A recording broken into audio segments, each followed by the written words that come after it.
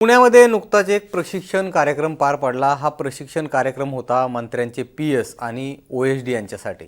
भाजपसह शिंदे आणि अजितदादांच्या राष्ट्रवादीच्या मंत्र्यांच्या अधिकाऱ्यांचा सुद्धा या प्रशिक्षण कार्यक्रमामध्ये समावेश होता। प्रशासन चालवण्यामध्ये महत्त्वाची जी भूमिका असते त्यामध्ये या दोन्ही पदांचा खूप महत्त्वाचा रोल असतो आणि मंत्र्यांचं जे काम आहे यांच्याशिवाय चालणं एकंदरीतच कठीण कार्यक्रम असतो।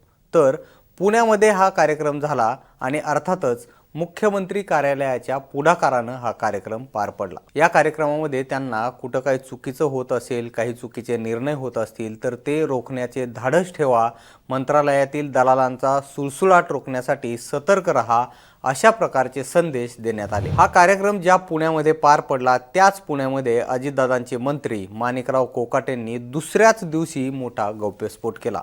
आमचे ओएसडी आणि पीएस सुद्धा राज्याचे मुख्यमंत्री ठरवतात, आमच्या हातामध्ये काहीच नाहीये, अशा प्रकारचं वक्तव्य माणिकराव कोकाटेंनी केलं। याआधीच पीएस आणि ओएसडींच्या नियुक्त्यांवरून शिंदे गट सुद्धा नाराज झाल्या असल्याच्या बातम्या समोर आल्या होत्या। एकंदरीतच यामुळे फडणवीसांनी सगळा एक हाती कंट्रोल आपल्याकडे घेतलाय का, अशा प्रकारची चर्चा सुरू झाली आहे। हे संपूर्ण प्रकरणच नेमकं काय आहे हे आपण पुढच्या काही मिनिटात जाणून घेणार आहोत। नमस्कार, मी निलेश, आपण बघताय मुंबई तक। तर राज्याचे कृषी मंत्री माणिकराव कोकाटेंवरती राजकीय संकट ओढवलेलं असतानाच त्यांनी एक विधान केलं आणि राज्य सरकारच्या कारभारावरच त्यांनी बोट ठेवलं। माणिकराव कोकाटेंनी आधी काय म्हटलंय ते बघा। त्यांनी पुण्यामध्ये बोलताना म्हटलं, पहिल्याच दिवशी आम्हाला मुख्यमंत्र्यांनी दम दिला। माझ्यासह तुमच्या कुणाच्या जाण्यामुळे या सरकारवर काहीही परिणाम होणार नाही।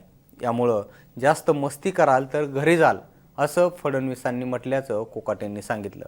डिपार्टमेंटचं काम शिस्तीत झालं पाहिजे, 100 दिवसांचा कार्यक्रम दिलाय। आमचे पीएस आणि ओएसडी सुद्धा मुख्यमंत्री ठरवतात, आमच्या हातात काहीच राहिलेलं नाही। यामुळे आम्हाला काम करावंच लागेल, पण आपणही नीट काम करा, म्हणजे आपलं सरकार आणि आपली सांगड बसली पाहिजे, असं कोकाटे यांनी म्हटलं। कोकाटे यांच्या या वक्तव्यानंतर फडणवीसांनी लगेच प्रत्युत्तर सुद्धा दिलं।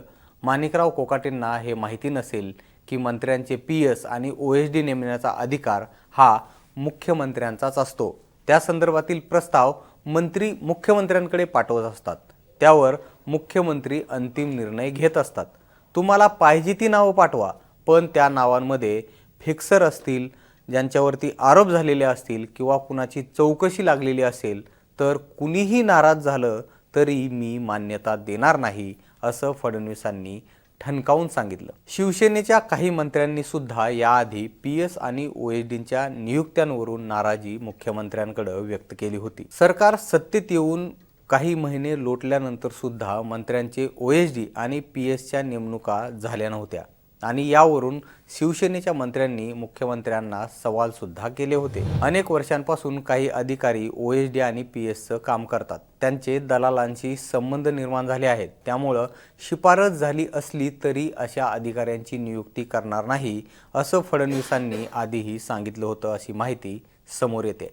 मंत्र्यांचे ओएसडी आणि पीएसची नेमणूक करताना अधिकाऱ्यांचं चारित्र्य तपासणार आणि मगच नेमणूक करणार, असं सुद्धा मुख्यमंत्र्यांनी सांगितलं होतं। बऱ्याच काळ चर्चेनंतर काही मंत्र्यांचे ओएसडी आणि खासगी सचिवांच्या यादीला मुख्यमंत्र्यांनी काही दिवसांपूर्वी मंजुरी दिली होती, तर अद्यापही काही मंत्री पीएस आणि ओएसडींच्या प्रतीक्षेत असल्याची माहिती आहे। महायुती सरकारमध्ये कोणत्या ना कोणत्या गोष्टींवरून सातत्यानं नाराजीच्या चर्चा समोर येत आहेत। अशात शिंदेंच्या मंत्र्यांनंतर आता अजितदादांच्या मंत्र्यांची सुद्धा नाराजी समोर आल्याचं बोललं जाते आणि यावरूनच सगळं काही आलबेल नसल्याचं दिसून येतंय।